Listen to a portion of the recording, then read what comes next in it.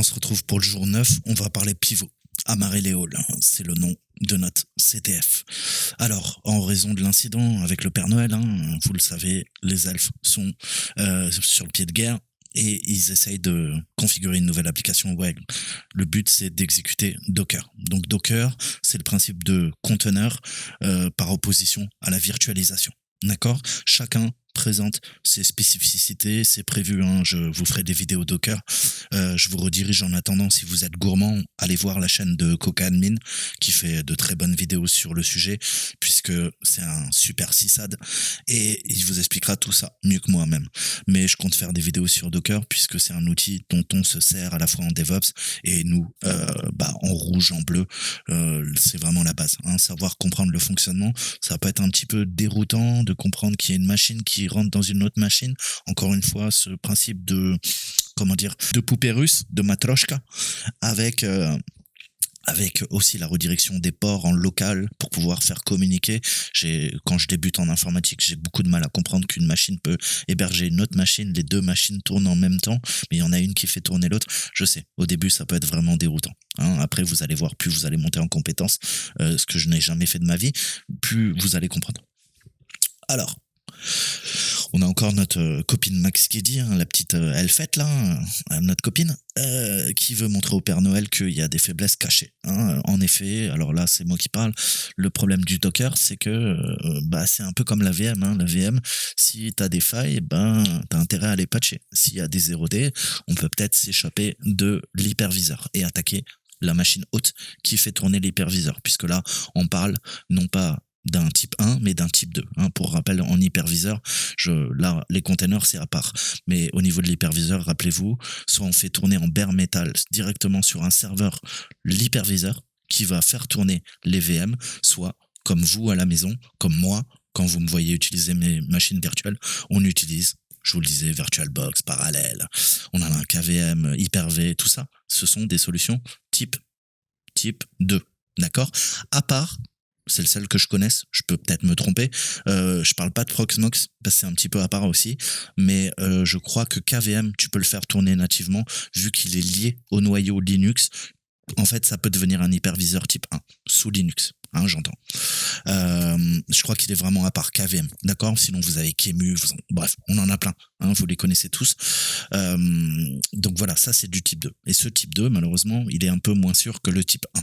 C'est le type 2, c'est celui qu'on utilise. Donc pensez tout le temps à faire vos mises à jour sur vos hyperviseurs, puisque s'il y a une faille dans l'hyperviseur, on pourra faire un jailbreak, s'échapper et pirater ta machine. D'accord? Donc tu fais tourner une VM, la VM va venir attaquer l'ordinateur, ton ordinateur qui fait tourner la VM. D'accord? Ou attaquer une autre VM qui tourne sur ton ordinateur. D'accord? Alors nous, c'est moins le cas, à moins que tu sois DevOps, à moins que tu montes des labs comme nous on le fait en bleu ou en rouge, mais une personne lambda, c'est-à-dire ma tante Janine, ou ma mère ou ma grand-mère, comme je te le dis toujours, ça risque pas. Par contre, mettons en situation, dans des data centers, ça peut être extrêmement sensible. D'accord? Les data centers ne font que ça. D'accord?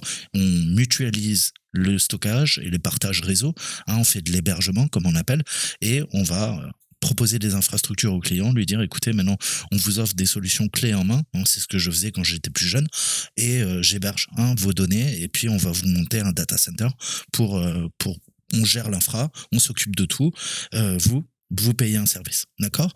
Donc il y a ce modèle économique qui est vieux comme le monde, mais on a vu de plus en plus la transition à la fin des années 70, 80, 90 en informatique, des solutions qui étaient all-in-one, c'est-à-dire directement chez le client, et on a, encore une fois, pour réduire les coûts, on a décidé de délocaliser, de sous-traiter, et ça a posé après de gros problèmes, puisqu'on connaît aussi les travers de la sous-traitance dans le monde informatique. Enfin, moi je l'ai vu de mes propres yeux dans maintes et maintes entreprises, avec des cascades de sous-traitance et des projets qui étaient livrés à l'arrache, ou de la supervision qui était faite à l'arrache, ou plein d'autres choses, de l'hébergement qui était fait à l'arrache. J'en ai vu des choses, si vous saviez. Donc, est-ce que c'est bien, est-ce que c'est mal? Encore une fois, je ne jugerai pas, mais comprendre, voilà, ce modèle, le principe d'hyperviseur. Maintenant, on va parler un petit peu des containers. Alors, on va faire très très simple. On a des containers, si je dois parler de Linux, conteneurs Linux et machines virtuelles. Hein. Donc, c'est des environnements informatiques en paquet qui associent divers composants et les isolent du reste du système. Leur principale différence, en fait, réside dans l'évolutivité et la portabilité. Généralement, en fait, le volume des conteneurs, donc là, conteneur, je parle de Docker. Docker est un conteneur, il y en a d'autres, se mesure en mégaoctets. Hein, il ne renferme rien de plus gros qu'une application, avec tous les fichiers nécessaires avec son exécution, et servent souvent à mettre en paquet des fonctions uniques qui effectuent des tâches spécifiques. On parle généralement de microservices. Hein. Vous allez retrouver cette infrastructure de microservices très souvent via des interfaces de programmation. En fait, Internet, quand vous interconnectez tous ces services qu'on nous rend hein, via vos smartphones, vos tablettes, les sites web sur lesquels vous allez, en fait, c'est l'interconnexion de microservices via des API, des interfaces de programmation, ni plus ni moins. D'accord? Alors, les conteneurs, c'est ça qui est sympa, c'est qu'ils sont légers, hein, parce qu'ils n'intègrent pas leur propre système d'exploitation. Il est très facile de les déplacer entre plusieurs environnements. Donc ça, c'est l'aspect Docker. Hein, donc conteneur. Ensuite, on a les machines virtuelles. Hein, quant à elles, elles pèsent souvent plusieurs gigaoctets, vous le savez, même bien plus. Elles intègrent leur propre système d'exploitation, peuvent ainsi exécuter simultanément plusieurs fonctions gourmandes en ressources. Grâce au gros volume de ressources auxquelles elles ont accès, les machines virtuelles peuvent dissocier, séparer, dupliquer, émuler des serveurs, des systèmes d'exploitation, des postes de travail, des bases de données et même des réseaux entiers. Donc ça, c'est vraiment les bases, hein, entre les conteneurs et les machines virtuelles. Alors, maintenant, tu vas me dire, Saltan, mais pourquoi les ingénieurs ont décidé de créer des conteneurs si on a déjà des machines virtuelles? Et ben là, je vais te dire, je suis pas ingénieur, j'en ai aucune idée. Voilà, fin de la vidéo, merci les gars. Donc, plus sérieusement, je vais essayer de tenter d'y répondre. Posez-vous la question, pourquoi ça s'appelle un conteneur? Hein? Un conteneur, en fait, les ingénieurs se sont dit, on va prendre le modèle économique et le modèle infrastructure des ports. Qu'est-ce qu'on a dans des ports? On a des bateaux qui viennent de partout dans le monde. D'accord. Et ils viennent récupérer, on va les charger, ou ils viennent décharger de la ressource. Donc il y a des matières premières, des fruits, des légumes, des objets hein, qui ont été transformés, finis, produits. Ok, jusque-là, pas de problème. Et il nous faut quoi pour ça? Il nous faut une infrastructure portuaire, d'accord? Il nous faut des dockers, il nous faut des grues. Ok, mais comment je transporte? Moi, je sais que les bateaux au Brésil, ils sont pas tout à fait pareils que les bateaux au Japon. Les bateaux au Japon, ils sont pas tout à fait pareils que les bateaux en Chine. Les bateaux en Chine, ils sont pas tout à fait pareils que les bateaux en Angleterre, d'accord? Et puis, moi, si j'ai envie de transporter quoi? Des chips, ok? Et puis, j'ai envie de transporter des télés, et puis j'ai envie de transporter des bouteilles de gaz, j'ai envie de transporter des voitures, j'ai envie de transporter des céréales. Comment je fais? Comment je fais, en fait? Je mets quoi? Comment je les transporte? Je peux pas les transporter comme ça va se mélanger. On va pas mélanger les denrées, ça va les contaminer, d'accord? Je peux pas mettre des céréales avec une voiture. Donc, qu'est-ce qu'a pensé l'industrie portuaire depuis la fin de la Seconde Guerre mondiale, et même avant? C'est le principe de, vous l'avez compris, conteneur. Le conteneur, c'est une unité, ni plus ni moins. Hein, c'est une unité en logistique. Un conteneur, c'est une unité. Dans cette unité, je vais pouvoir mettre mes multiples denrées. D'accord. Et ces multiples denrées, je t'ai dit, je peux pas les contaminer. Donc, je vais les mettre dans des cartons. D'accord. Ces cartons, je mets mes denrées, pareil, principe de poupée russe. Je mets mes denrées dans mes cartons. Mes cartons, je peux les mettre dans mon conteneur. Et mes conteneurs, je vais les mettre sur mon porte-conteneur. Peu importe que le bateau soit italien, soit russe, je sais qu'il est capable de gérer les conteneurs. D'accord. Donc, pour se simplifier toute la chaîne d'approvisionnement, de livraison logistique, on a pensé à ce principe de conteneur. Le conteneur est universel. Tu peux le mettre sur n'importe quel bateau, d'accord? N'importe quelle grue peut le décharger, peut le charger sur un bateau. Et après, ce qu'il y a dedans, je m'en fous. Tu peux mettre ce que tu veux, d'accord? Puisqu'il y aura des cartons, ces cartons, on va bourrer le conteneur dedans, et tu peux mélanger des chips avec des salades, avec des voitures, tu fais ce que tu veux. Hein, je te fais des métaphores toujours très triviales, mais pour que tu comprennes. Donc, la création du conteneur, c'est qu'on avait des besoins intrinsèques, nous, en dev. Je suis pas développeur, hein, mais je fais comme si je l'étais. On avait des besoins. Pourquoi? Pour pouvoir avoir, pareil, ce principe d'interopérabilité. Je m'explique. T'es dev, On te demande de coder un truc, de faire un projet. Ok, t'as monté ton projet. Cependant, le projet, il a quoi? Il a été compilé. Ce projet, il a besoin de dépendances. D'accord? Ces dépendances, elles sont propres à quoi? À ton système d'exploitation. Elles sont propres aux dépendances, aux logiciels, aux quadriciels, aux bibliothèques, hein, aux drivers que tu as installés. D'accord? Maintenant, si tu essaies de porter ça sur une autre machine, qu'est-ce qui va se passer? Bah, tu vas avoir des conflits. Tu vas avoir des bugs. Hein? C'est pas le bon système d'exploitation. Ça pose des problèmes. Il manque une DLL. La DLL se charge pas. D'accord? Le Python que tu utilisais, toi, c'est du 3.1. Chez moi, c'est du 3.9. D'accord? On a des problèmes de dépendance, d'interopérabilité. Donc, du coup, le dev, il voulait quoi? Bah, pouvoir porter son programme et en faire profiter l'ensemble de l'entreprise. D'accord? Il y a Janine qui travaille à la comptabilité sur son PC portable. Il y a Didier qui est un commercial qui travaille sur son macOS. D'accord? Et là, il y a un problème, tu vois, parce que Janine, elle est sur une architecture x86 AMD 64 et notre ami commercial, il est sur un macOS. C'est un processeur ARM. Comment je fais? Qu'est-ce que je fais? Je peux pas. J'ai écrit pour une architecture x86 mon programme. Comment je l'exécute sur de l'ARM? Ça ne va pas marcher. Donc encore une fois, je te donne des exemples bidons, mais grâce à la containerisation, on n'a plus ces problèmes de dépendance. On a cette totale interopérabilité puisque on va impacter. D'accord? Je prends mon projet et je vais l'enrober. L'enrober avec tout ce qui va permettre le bon fonctionnement de mon projet, de mon programme. D'accord? Les dépendances et tout ce qui s'y rattache. D'accord? Du coup, comme tout est impacté, eh ben, je peux le faire tourner dans un autre conteneur, sur une autre architecture, sur un autre système d'exploitation, sur un autre ordinateur, et je me fous de ce qu'il y a dessus. Puisque lui va utiliser Docker et charger le conteneur. Et en chargeant le conteneur, tout est impacté pour que tout fonctionne sans aucun problème. D'accord? J'espère avoir bien résumé le concept. D'accord? C'est plus compliqué. Encore une fois, je fais de la vulgarisation. Alors,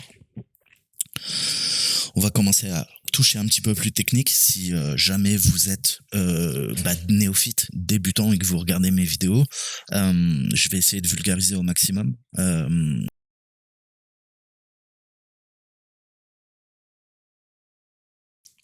On va voir les modules Metasploit et Meterpreter pour compromettre les systèmes. Là, je vous redirige vers les vidéos que je vous ai fait sur Metasploit et Meterpreter. On va pivoter au sein du réseau et on va avoir les concepts de post-exploitation, qui est la dernière étape dans ma cyberattaque, dans ma CKC, ma cyber kill chain, qui va me permettre d'exfiltrer les données, qui va me permettre d'effacer mes traces, qui va me permettre d'installer de la persistance. Au cas où l'ordinateur redémarre, je vais pouvoir me reconnecter dessus. C'est notre dernière étape avant de disparaître dans la nature et de savourer un cocktail sur une plage chaude des Bahamas. Donc, plus sérieusement, quelques concepts. Alors, Docker. Je vous disais, Docker, c'est un moyen d'impacter des applications et les dépendances associées dans une seule unité qu'on appelle une image. Ça, c'est très important. Cette image peut ensuite être partagée et exécutée en tant que conteneur, soit localement, en tant que développeur, soit à distance, là, sur un serveur de prod, de production. L'application web et la base de données du Père Noël s'exécutent dans des conteneurs Docker. Mais seule l'application web est directement disponible via un port exposé. D'accord? On a toujours ce principe. Si votre Docker, hein, ça c'est des règles de sécurité en DevOps, grosso modo, votre Docker, vous ne lui donnez jamais quoi? Un port exposé vers la nature, vers le monde sauvage, vers Internet, d'accord? Et si vous devez le faire, définissez bien les ports qui sont exposés sur votre machine. Sinon, on pourra venir l'attaquer de l'extérieur. C'est aussi simple que ça. D'accord? Donc, un moyen de courant pour savoir si une application compromise exécute dans un conteneur Docker, ça consiste à vérifier l'existence d'un fichier qui s'appelle .doc ERNV. D'accord? Dans le répertoire racine du système de fichiers. T'en parles. Je vais à la racine. Je demande quoi? Les fichiers cachés. Et si on était dans un conteneur, qu'est-ce qu'il y aurait? Quelque part par là, il y aurait un dossier caché.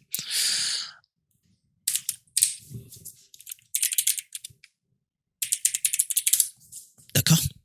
Alors, je te montre.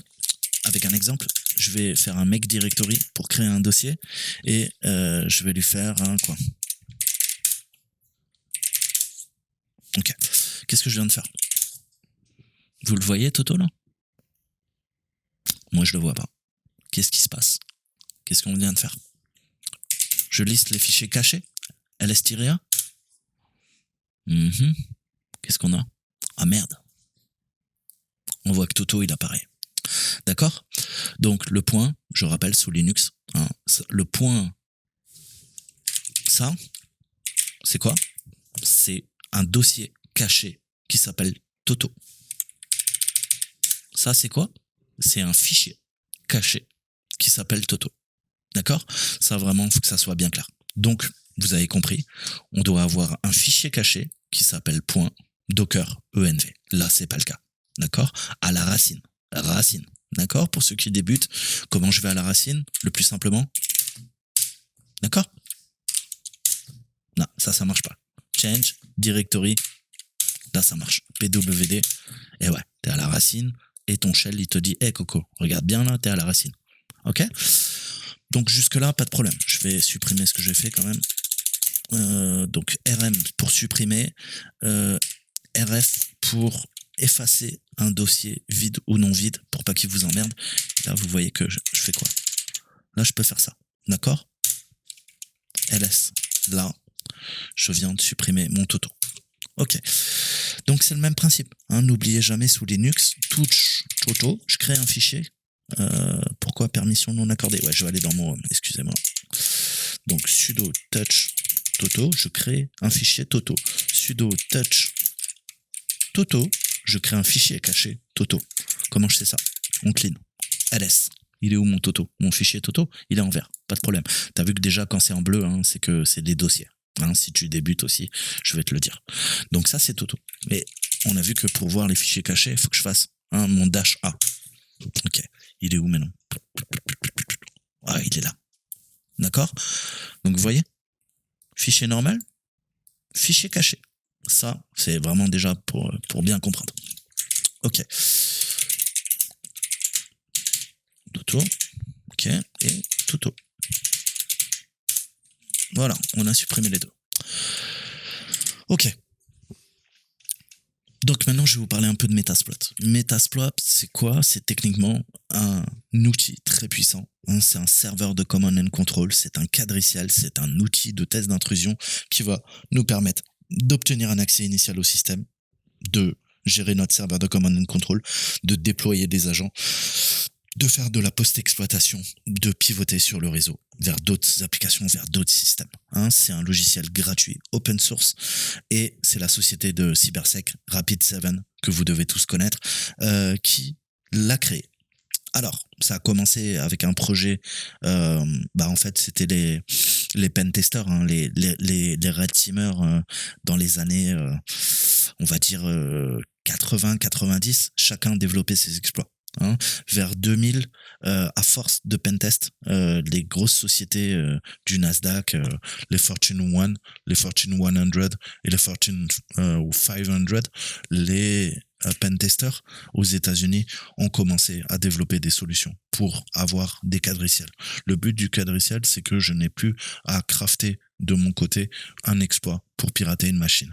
Je vais, grâce à la communauté cybersec, parler avec mes pairs, mes frères, et on va se mettre d'accord et chacun va partager ses exploits. D'accord? Et c'est comme ça qu'est né en fait Metasploit. Metasploit, c'était un patchwork d'exploits, c'était une banque de données d'exploits pour pirater des machines. Et au fil du temps, on a commencé les premières versions de Metasploit. Quand j'ai commencé, c'était avec Backtrack. C'était avant Metasploit, avant Kali. Hein, avant Kali, Kali s'appelait Backtrack. Et Backtrack, on avait, je sais pas, une cinquantaine d'exploits, une centaine d'exploits au tout début. Hein, je vous parle de ça, c'était quoi? En 2006, 2007, peut-être? Je sais plus. Enfin, ça date, ok? Donc, c'est comme ça qu'est né le projet, en fait. Hein. À force, et maintenant, vous avez quoi? Vous avez des milliers d'exploits, d'accord? 20 ans plus tard. J'exagère. 20 ans plus tard, ça fait 2026. On n'en est pas très loin. D'accord?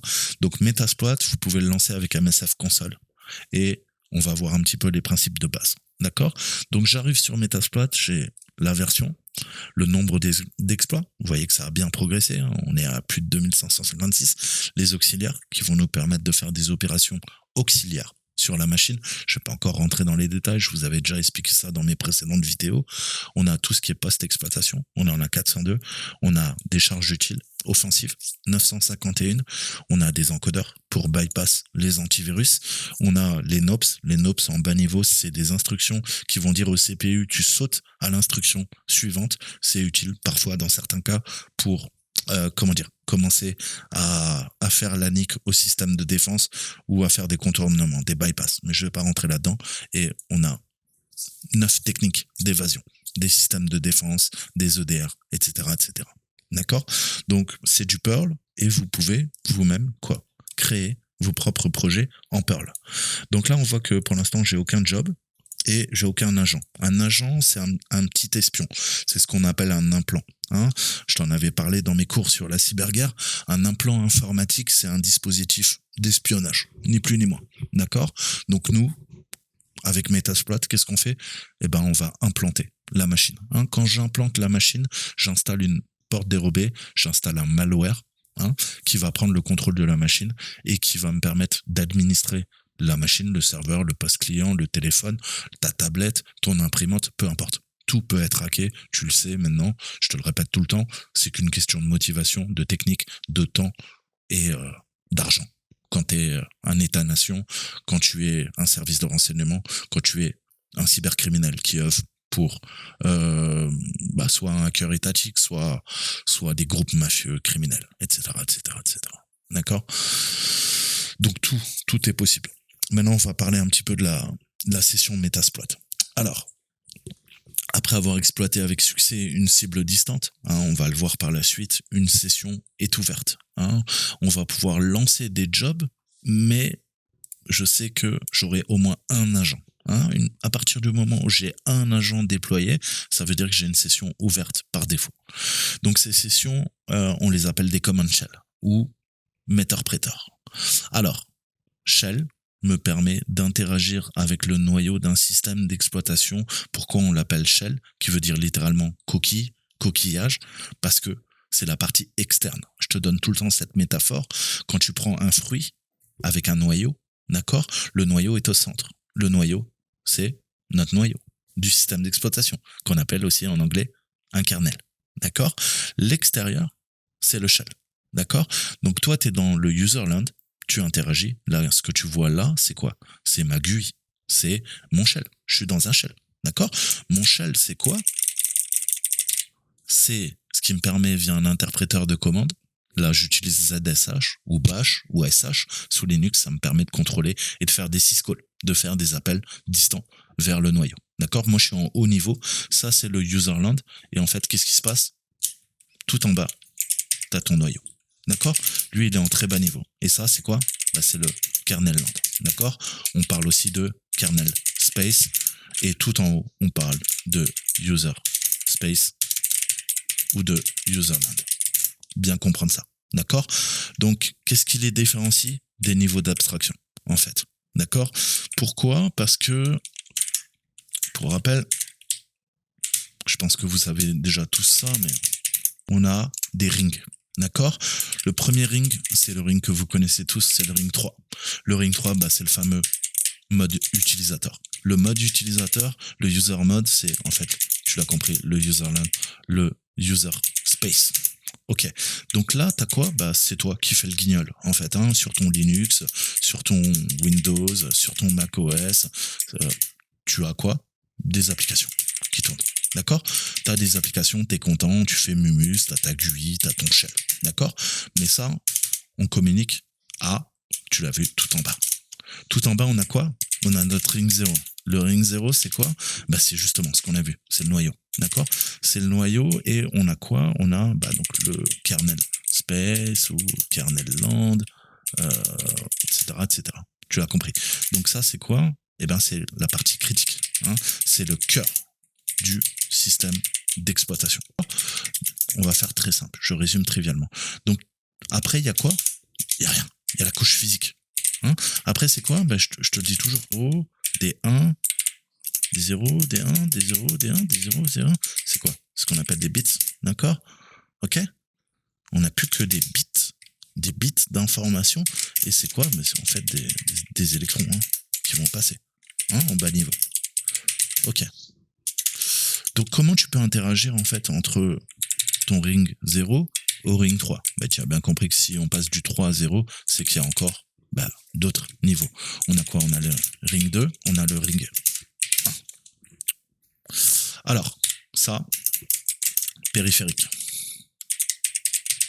Périphérique, quoi? On va dire simple. J'exagère. Simple, grosso modo, qu'est-ce que j'entends par là? Donc périphérique simple, qu'est-ce que j'entends par là? Du USB. Ton clavier.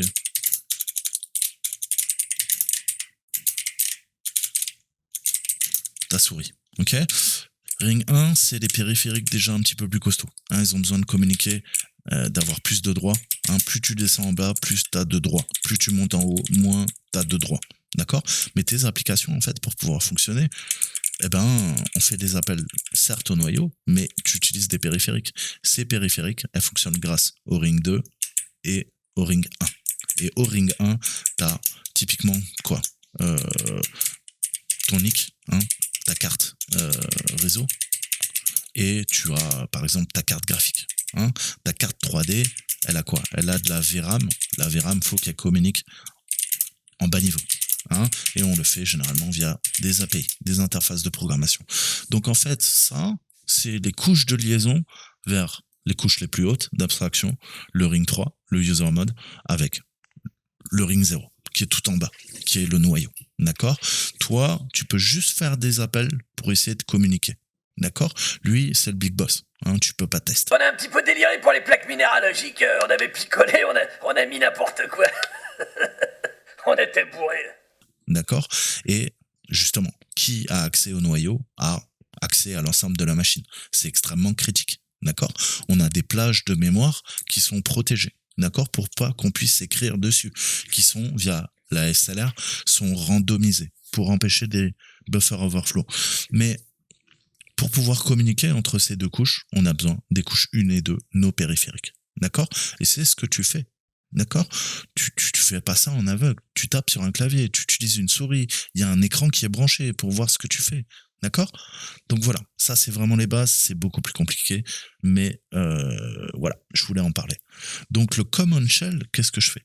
Via un common shell, je peux interagir avec du bas niveau. Sauf que tu vois bien que c'est pas mon ordinateur. Là, je suis en train de communiquer, je passe par du réseau TCP/IP et enfin, j'arrive à atteindre et je peux peut-être faire des actions en bas niveau. Pourquoi? Parce que on a réussi à prendre le contrôle du kernel de la machine en faisant des attaques. Et pour faire ces attaques, j'ai besoin d'un exploit. Qu'est-ce qu'un exploit? En gros, ça va exploiter une faille inhérente ou pousser à la faute le système, très simplement, et utiliser une charge utile. Donc la charge utile, en fait, c'est le shellcode. Le shellcode, c'est ni plus ni moins que des instructions en bytecode qui vont être interprétées par le noyau, par votre processeur, en fait, et qui vont pirater la machine. D'accord? Qui vont donner un accès via le userland. Alors qu'en théorie, via le userland, il y a certaines parties du noyau qu'on ne peut pas accéder. Je résume très trivialement. Donc le metteur-prêteur, en fait, c'est une sorte de shell, mais un super shell. Parce que on a accès à plein d'exploits qui vont nous permettre d'exploiter justement la machine, de la pirater. D'accord? Donc le metteur-prêteur, c'est comme un shell, mais c'est la Rolls-Royce. Tu peux pousser, charger des modules, tu peux attaquer, tu peux charger d'autres modules, d'autres auxiliaires, faire de la post-exploitation, tu peux enregistrer tout ça dans une base de données. En fait, le command shell, le metteur-prêteur, c'est le moyen d'interagir en ligne de commande avec notre agent qui est déployé sur les machines qu'on va pirater et notre serveur de commande and control, notre C2. D'accord? Donc là, ça c'est mon C2. Ça, c'est mon serveur. J'ai une base de données qui est reliée et j'ai tous les exploits et j'ai mes agents. Et pour ce faire, qu'est-ce que j'utilise? J'utilise là mes commandes dans le serveur de command and control. Il a son propre shell, mais je suis aussi dans mon shell classique.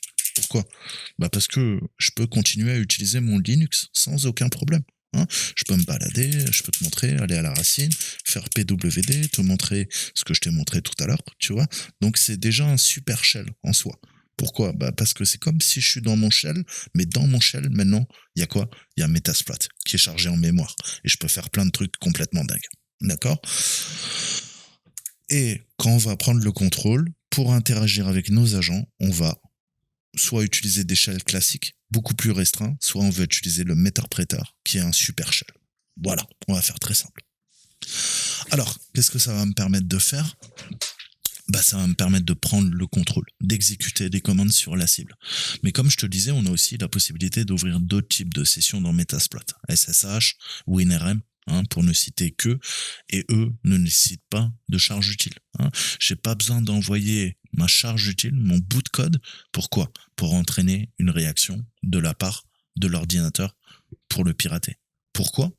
Parce qu'avec SSH et WinRM, en entreprise, très souvent sur les serveurs, vous avez un protocole. Le protocole, il est quoi? C'est un service. Le service, c'est quoi? Sur Windows, c'est un service Windows. Sur Linux, c'est un daemon. Un daemon SSH ou WinRM. D'accord? Et qu'est-ce que vous rend le service? Tu l'as bien compris, un serveur te rend un service. Il te sert des données. Il te les présente. Donc, si le protocole est ouvert, je peux m'y connecter. Si j'ai les bons accès. D'accord? Et là, tu vois bien que je suis pas en train de pousser un exploit. Je suis pas en train de pousser un payload, une charge utile offensive pour pirater la machine. C'est une connexion, entre guillemets, classique. Alors, qu'est-ce qu'on peut faire? On va voir les différentes possibilités qu'on a une fois qu'on pirate. Je vais vous montrer les différentes commandes. On va revoir les bases. Donc, on va attaquer la machine. Comme ça, vous allez comprendre. Parce que sinon, je parle dans le vent, c'est pas très intéressant. Alors, on va se connecter au VPN et on va se l'attaquer. Donc, je suis connecté au VPN. Donc, je repars de zéro. Tu peux d'abord faire une recherche. Qu'est-ce qu'on veut? Petit coucou à Foucault, Laravel. Ok, je cherche tous les exploits pour Laravel. Ignition Laravel, j'ai une RCE, j'ai l'exploit, le disclosure, quand est-ce que ça a été dévoilé, l'exploit, le rank. Plus le rank est bon, plus ça sera les exploits qu'il faudra utiliser, puisque vous ne risquez pas de crasher la machine et ça risque de fonctionner.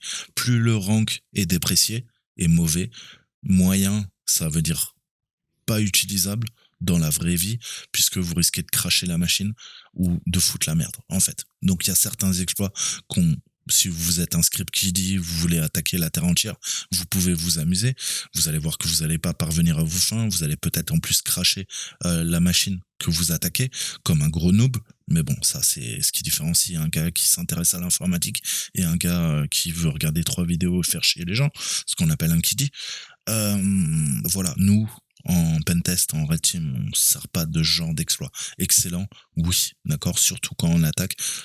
Parfois, vous aurez, surtout en red team, l'autorisation d'attaquer la prod. Ou en tout cas, on va attaquer une prod bis. T'as bien compris, pas celle qui est en nominal, mais un serveur de secours, puisque j'ai pas envie d'impacter la prod de mon client. Donc ça, le check, est-ce que tu peux vérifier? Quand tu vois check, c'est typiquement au sein de cet exploit, tu as une commande qui te permet de vérifier déjà, avant de lancer la cyberattaque, si il y a bien Laravel qui tourne sur la machine. Sinon, ça sert à rien. D'accord? Donc ça, c'est la recherche. Ensuite, on va utiliser par exemple un module. Comment je peux utiliser un module? J'ai 2 possibilités. Imaginons que je veux utiliser ça. Qu'est-ce que je peux faire? Je vais lui dire use pour l'utiliser et je vais copier. D'accord? Ça, c'est la première étape. Ok, ça marche. Tu vois? Hop, je rentre dedans. D'accord? J'exit et je te remonte. Ok, donc ça, c'est la première étape.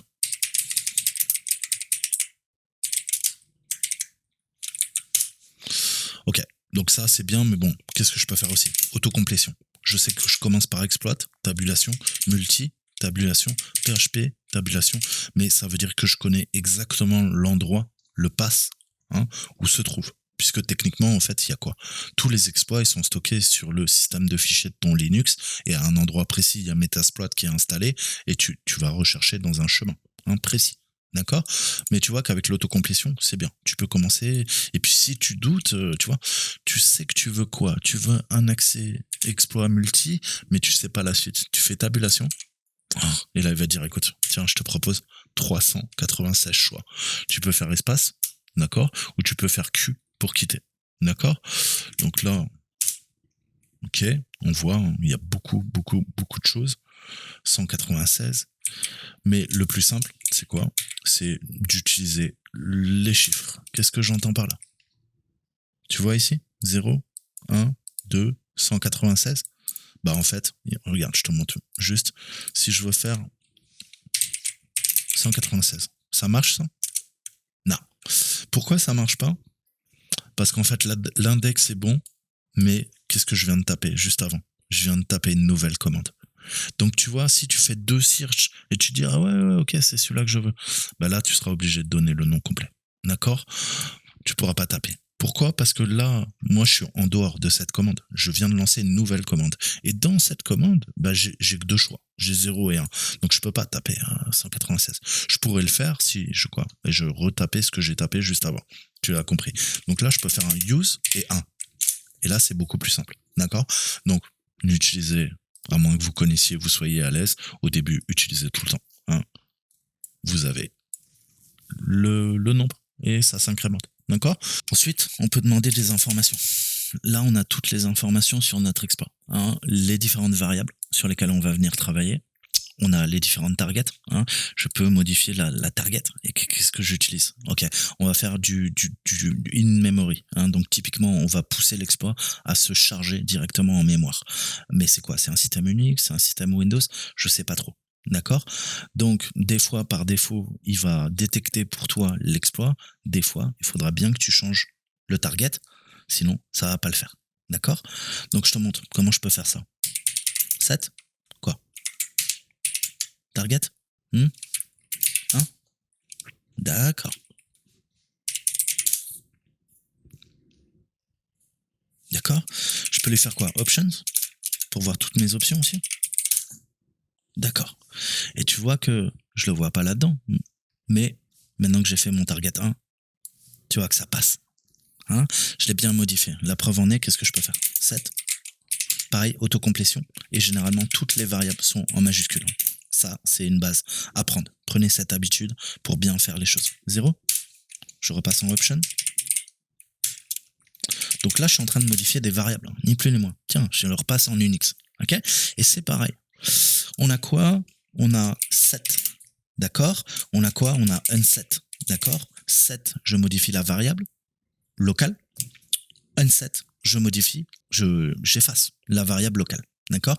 Et j'ai quoi? J'ai aussi 7G. G comme global. Là, je définis toutes les variables. Non pas locales, mais globales. C'est-à-dire que j'ai cette variable, j'ai rhost, la machine par exemple que je veux attaquer. Hein, je vais prendre ça et je vais lui dire peu importe les modules où je vais me balader, j'ai pas envie à chaque fois de taper option et de redéfinir cette variable locale. Donc je sais qu'elle est à d'autres endroits, donc je vais travailler sur la globale. Qu'est-ce que j'entends par là? Je vais te montrer. 7G, je vais définir cette variable non seulement ici, en local, mais aussi en global. Ok, elle est définie là. Super. Mais maintenant, qu'est-ce qui se passe avec cet avantage, avec le 7G, contrairement au 7? C'est pour ça que je vous conseille tout le temps d'utiliser un 7G plutôt qu'un 7. Enfin, tout va dépendre de ce que vous faites, d'accord? Mais si je fais un back, ok, je suis sorti. Tu vois? Si je reviens dedans, qu'est-ce qui va se passer?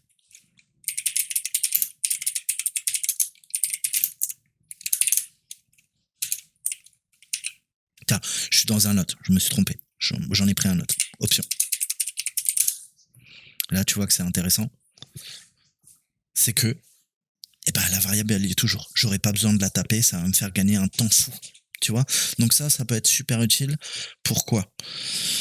Parce que quand on fait du pentest à une échelle très grande, on a ce qu'on appelle des workspaces. D'accord? Ça, je t'en ai pas encore parlé, mais dans Metasploit, en fait, tu as des bureaux. Tu sais, comme des bureaux virtuels. Et en fait, ce qu'on va faire, c'est qu'on va prendre un bureau par machine. D'accord? Par machine, je vais tester des milliards d'exploits. D'accord? Donc, je vais pouvoir diviser chaque bureau par machine, par adresse IP, et sur chaque bureau, j'aurai tous mes exploits qui vont se lancer, tous mes lots. D'accord? Ça nous permet, nous, Red Teamer, de définir notre cadre de travail, notre périmètre, et ne pas faire de bêtises. D'accord? Puisqu'on aura déjà au préalable enregistré toutes les adresses IP pour lancer notre cyberattaque. D'accord? Alors vous, en CTF, vous en avez pas besoin de toutes ces techniques, d'accord? Avoir cette vision globale, holistique, puisque quand on fait un CTF, on s'intéresse qu'à 1, 2, 3 machines, rarement plus, d'accord? Mais voilà, les 7G, les 7 et les 7G, les N7 et les N7G. Et je vais te montrer. N7G, quoi? Bah, AirHost. Ok, Unsetting, il efface la variable. Elle est effacée ici. Du coup, est-ce qu'elle sera effacée dans notre exploit à la Ravel? On va voir. Je vous dis par avance, oui, d'accord.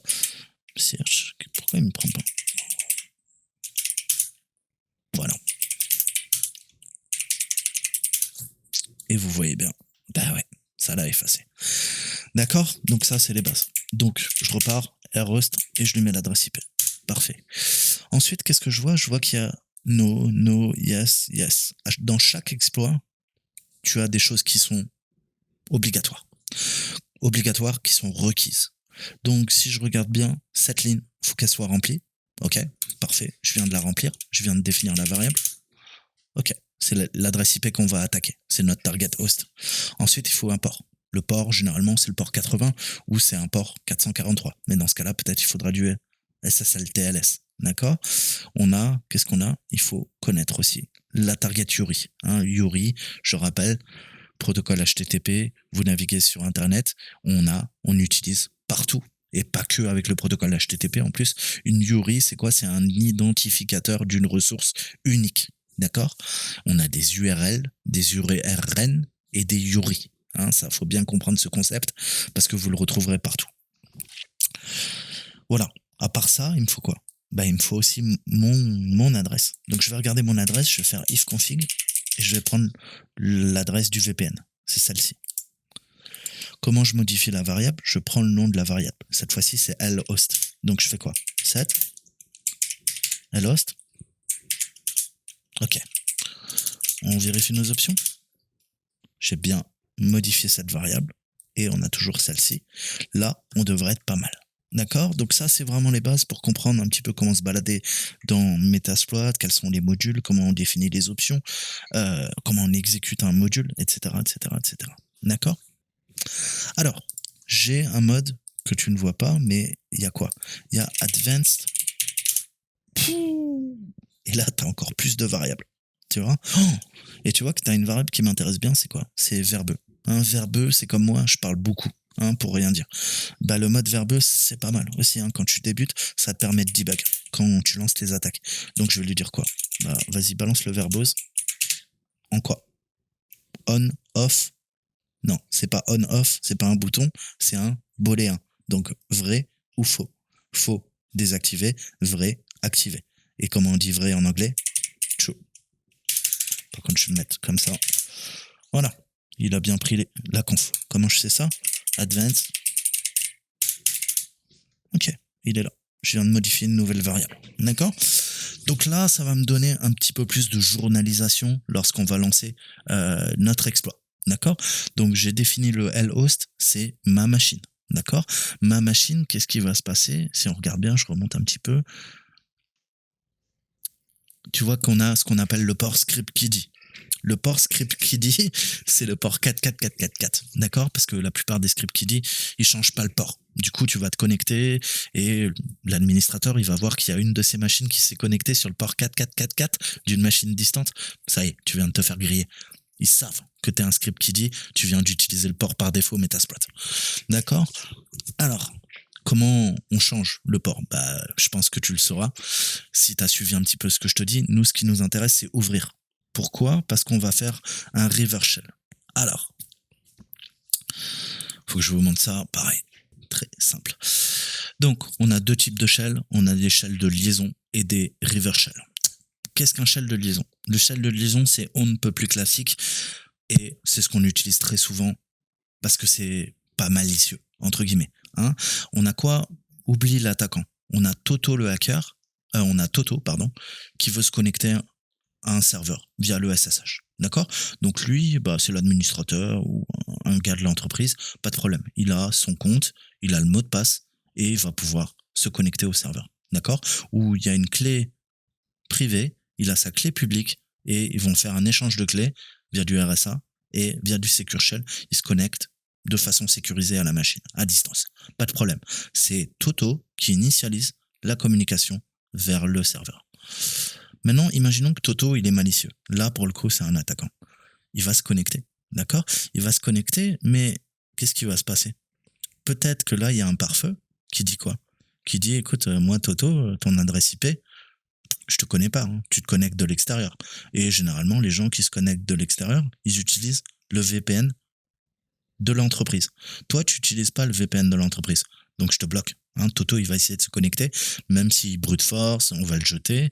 Et s'il a les accès, c'est pareil. On va pas lui donner parce qu'on va lui dire, écoute, tu te connectes d'une partie de l'Internet, du monde, que moi, je connais pas. Hein, donc, je te dégage. Donc, tu comprends bien que là, on a quoi? Entre Toto et le serveur, on a le routeur, on a la gateway, la passerelle. D'accord? Et on a surtout le pare-feu qui nous bloque. Donc, qu'est-ce que va faire un hacker? Et c'est ce qu'on fait tous, c'est qu'on va pas s'emmerder à quoi?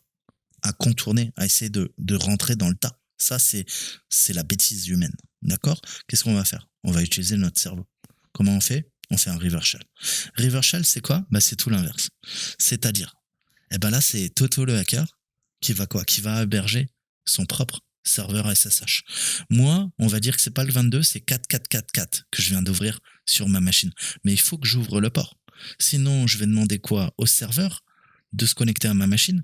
Mais c'est pareil, si j'ai pas ouvert mon port, ça sera plus là, c'est là que ça va bloquer. Il pourra pas se connecter à mon ordinateur. Donc moi, je prépare mon infra, il me faut quoi? Il faut que j'ouvre mon port. On va le faire.